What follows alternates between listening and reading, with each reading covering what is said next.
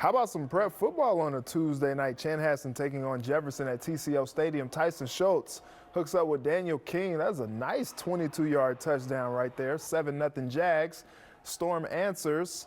Grant Muffinbeard airs it out to Josh Ock for the 15-yard touchdown. Game tied at 7. Second quarter, Maxwell Woods runs it in for the short score to give Chan the lead. Jaguars respond. Check out the catch by Daniel Freitag.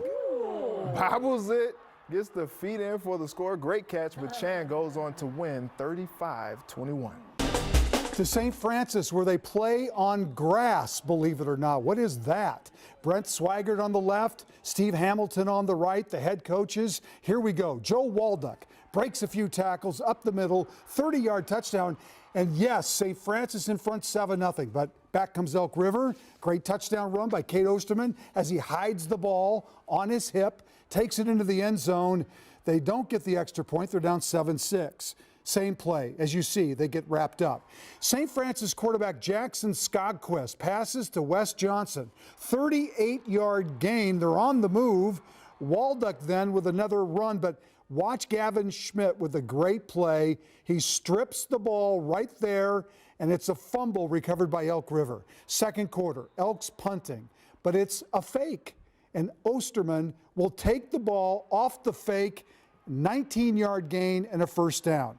Later, Osterman again, this time the 20-yard keeper off the hip again for the touchdown run, and the Elks are on their way.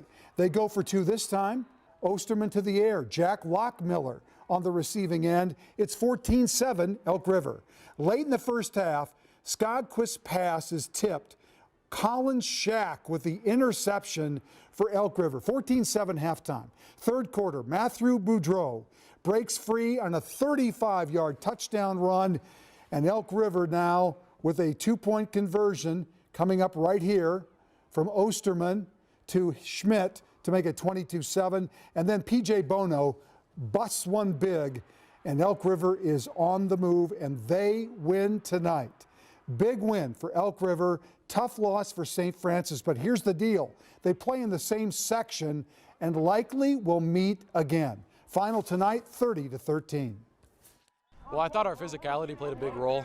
St. Francis, every year we play them as a big physical team.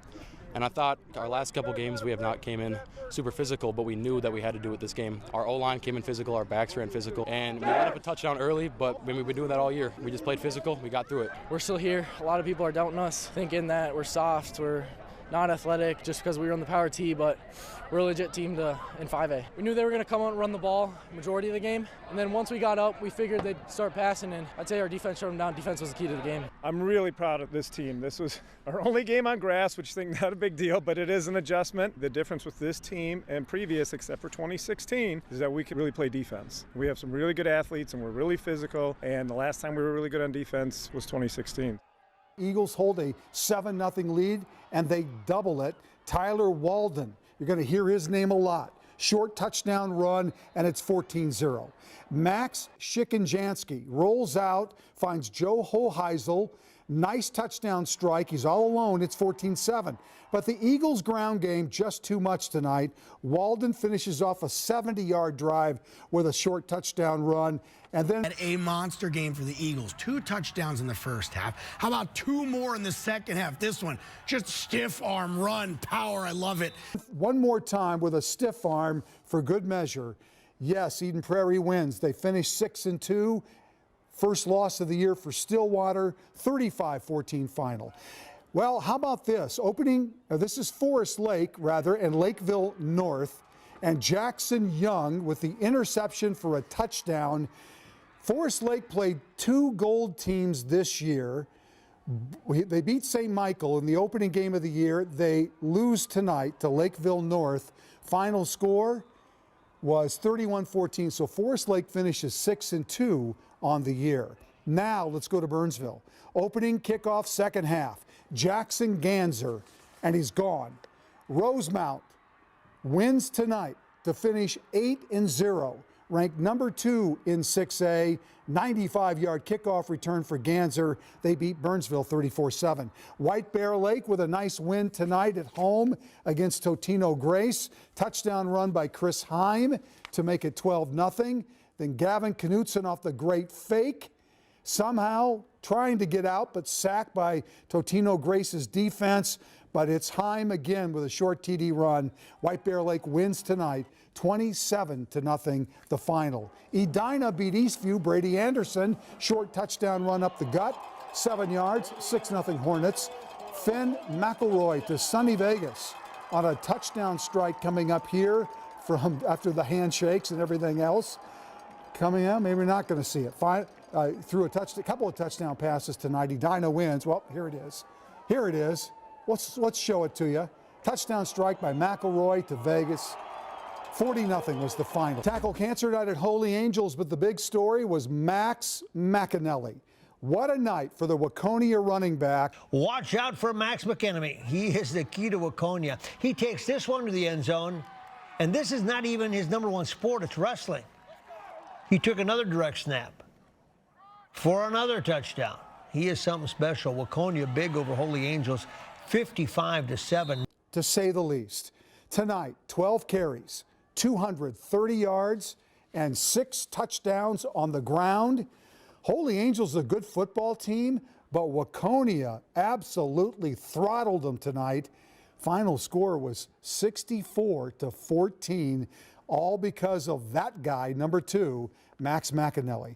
Well, the Andover Huskies hosting Cambridge Isanti tonight. Quarterback Landon Nelson will keep it himself. He had a couple of early touchdown runs to put him up. Watch Nelson go to the air, this time to Teddy Heller. It's a 30-yard touchdown flip. Heller actually does all the work off the flip for the touchdown to make it 21-0. Andover's defense was absolutely dominating tonight. Braylon Davis throws this one, picked off by Garrett Nelson, and Nelson will take it to the house. Andover finishes the regular season with a big win at home, 70-14. A homecoming for him. He played and coached for the Patriots in years past. Back on Don Swanson Field, where, check this out, just in a second, you're going to see his tradition he's upheld since high school. He goes to the 50-yard line. That's him in the yellow. And he kisses the 50-yard line. And he did it tonight. Came in 6-1. The Eagles landed the win. Tristan Athey gets the edge, and he's off on a dash. Kennedy ends the Patriots' unbeaten season convincingly, winning it 32-8 over Henry. Just for his guys. Let's pick things up in the second quarter. Marquez Monroe, he's a dog. Outside to the far sideline, bulldozes himself to the pylon for the first 6 of the night. They go for 2, and it is good. Kennedy puts up 24 more in the second half, and Coach Williams takes down his alma mater 32-8. Nice win. They finished 7-1 in the regular season. SMB against Providence Academy. This is a fumble, not an incomplete pass, and it's recovered by Josu Riley for Providence Academy. This game went to overtime, and Providence ended up winning tonight. We checked the Twin City District scores. Final score tonight was 6-0. Late this afternoon against Breck, the kickoff return from Breck's Nick Burney. He reads his blocks. He looks for a seam, and he takes it all the way. The Mustangs win it 20-14 at Richfield. All right, let's take things to the Suburban District. Big game between top 10 rated teams in 5A. Spring Lake Park at Armstrong. Now, it was 21-6 Spring Lake Park when I arrived at the half, so surely someone would score. No, I was all wrong, all defense the rest of the night. Armstrong on the 2, and they fumble, and Bo Johnson's going to recover it. On that possession, the pitch to Kayshawn Green doesn't go as planned, and Dayton Frank makes the recovery for the Falcons. And on that possession, it's 4th down. Jamin Malone looking, but Kyrie Shaw gets to him for that sack. And the Falcons put the nail in the coffin for themselves with this one. Malone to Gideon Brecker. It's going to be stripped, and Mikey Say falls on it. Score remains the same into the second half. The Panthers win 21-6. Let's go to St. Louis Park as they hosted Chaska tonight. We'll pick things up in the third. Ball on the 2 when Jamarius Courtney takes it in himself. It's 34-6 Chaska. We go to the 4th on 3rd and 5. Taylor Sussner tips it. All right, just kidding. We're going to go to Hill-Murrow at Orono. 42-6 was the final in that game. Simon Seidel, big touchdown catch for Hill Murray in this game against Orono from Joe McGurran. Charlie Krause. Watch the move by Nash Tickey.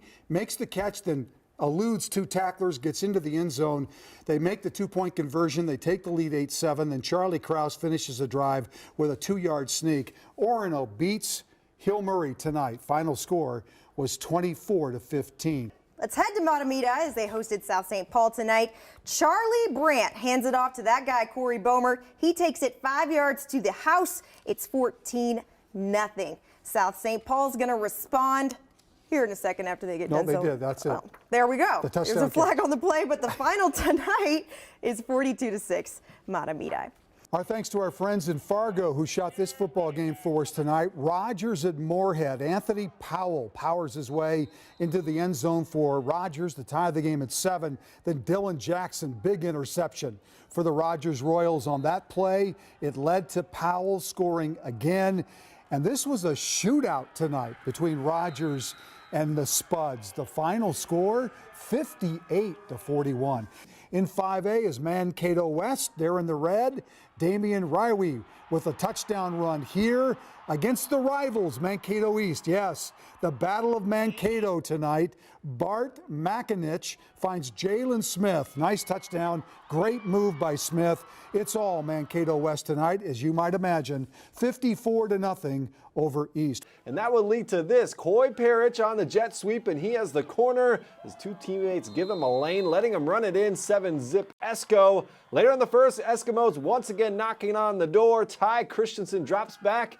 He's going to spot Parrish streaking down the field. Parrish comes down with it and reaches out for another touchdown, 14-0 Esco. 1 quarter later, Eskimos starting to pull away. Look at the drive here by Nolan Witt. The running back just won't go down as he muscles his way into the end zone. And Esco completes the perfect regular season, 54-0.